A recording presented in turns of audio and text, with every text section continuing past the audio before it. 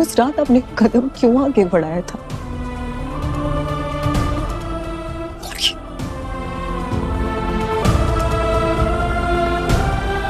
कितनी कहानियां बनाती हो तुम? हाँ, मतलब तुम्हारी इमेजिनेशन पावर कितनी अच्छी है। तुम एक काम क्यों नहीं करती? तुम राइटर बन जाओ ना। You do a wonderful job there, trust मी।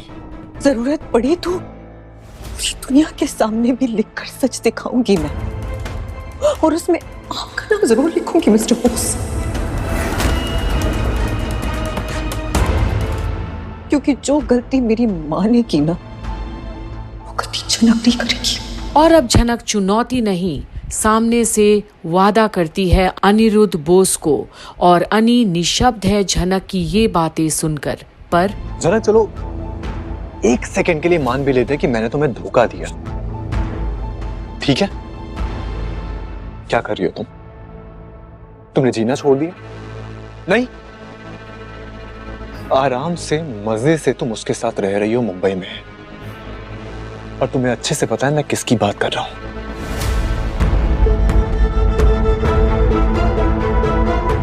अब जो कुछ भी बोल रहे हैं, आप श्योर है इस बात को लेकर? बिल्कुल श्योर हूं मैं। सिर्फ मैं नहीं, घर के सब ये जानते हैं कि तुम उसके साथ उसे घर में रह रही हो। उसके बावजूद भी इस बच्चे की जिम्मेदारी तुम मेरे सर बांधना चाहती हो। दैट्स क्लेवर ऑफ यू झनक, that's very clever of you. लेकिन मुझे सोच के भी बुरा लग रहा है कि एक टाइम पे मैं तुम्हारे लिए पूरी दुनिया से लड़ा, तुम्हें इस घर में लेके आया, तुम्हारे करियर के बारे में क्या क्या नहीं सोचा। और अब अनी धीरे धीरे करके झनक को गिनवाता है उसके किए काम उसके खातिर। और किया भी तुम्हारे करियर के लिए। अपनी फैमिली से लड़ा मैं, और बदले में सब कुछ खो दिया मैंने। इतना लड़ा कि मेरे और अर्शी के बीच कुछ ठीक नहीं है अभी। सिर्फ तुम्हारे लिए। सिर्फ मेरे लिए?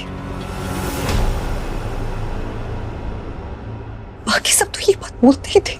और अब जब बात बच्चे की नाम पर आई तो एक बार फिर अनी के जज्बात भावुक तो हैं, पर ना जाने क्यों इस बात से मुंह मोड़ रहा है। आज आपने भी बोल दी। अच्छा किया, बहुत अच्छा किया, और शायद यही सुनना बाकी रह गया था मेरे लिए। और इतना ही क्यों बोल रहे? और बोलिए, चीख चीख कर बोलिए। लेकिन जो मेरा सच है ना, मेरा सच बदल नहीं जाएगा। और क्या मांगा? कुछ भी तो नहीं। ना आपका पैसा मांगा, ना साथ मांगा, ना ये मांगा कि आप बच्चे को अपने साथ रखें। मांगा तो सिर्फ अपने बच्चे का हक, जायज हक, आपका नाम, आप उसे अपनाएं। सर जी, आपको इस बच्चे को अपनाना ही होगा, नाम देना ही होगा बच्चे को। You know what? I hate you.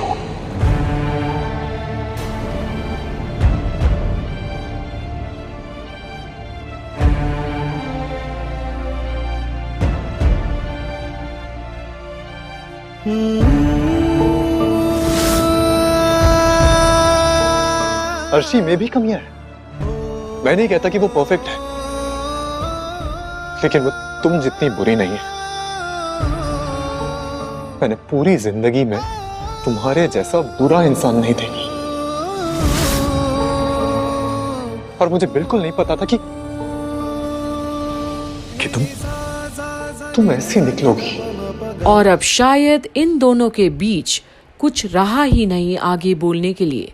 जहां आज अनी आई हेट यू बोल चुका है झनक को, उसको जिसे वो एक समय पर अपनी जान से भी ज्यादा प्यार करता था, पर आंसू भी तो नहीं रुकते आज अनी की आंखों से, और दिल कह रहा है, कुछ बोलो झनक, कुछ तो बोलो।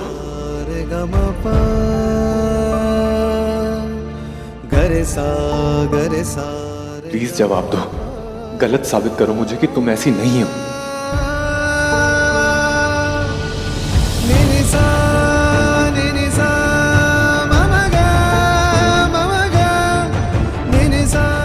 Just go to hell, Janak. Just go to hell. और आज दोनों के आंखों से आंसू बह रहे हैं, जहां प्यार के आगे नफरत और जलन की जीत हुई शायद। पर झनक को भी लगने लगा कि अनी को ऐसे नहीं समझा सकती अब वो। कहीं हार तो नहीं गई वो इस प्यार की लड़ाई में, और अब देती है ये जवाब। अगर सूरज चांद सच है,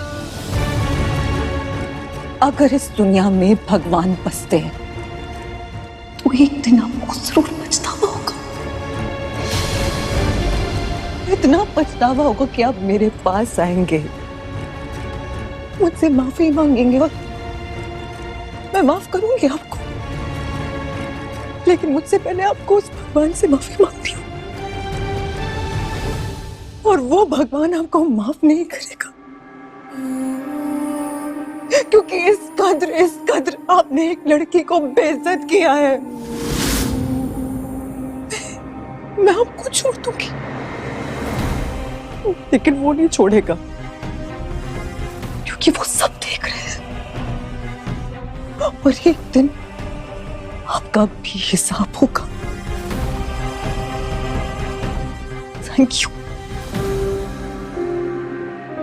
thank you for everything mister Bose. Thank you.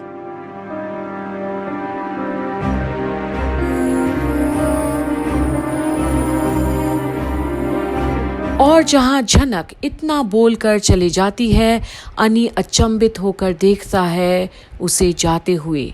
शायद ये वो नहीं सोचा था कि झनक अपने बच्चे के लिए कुछ भी कर बैठेगी, पर आज ऐसा ललकार सिर्फ एक बेगुनाह मां दे सकती है, जिसके ऊपर किसी ने गलत लांछन लगाई हो, और वो हर किसी से लड़ने के लिए आज तैयार है, हालात से भी, अपने बच्चे की खातिर। पर अब मुंबई पहुंचने पर वही आदित्य कपूर का फोन आता है अनी के पास, और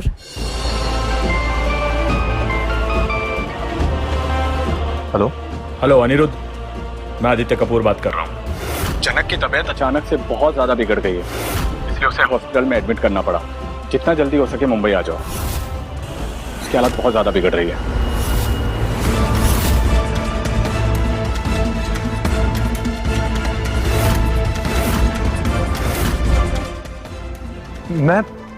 मैं अभी पहुंच रहा हूँ। ओके।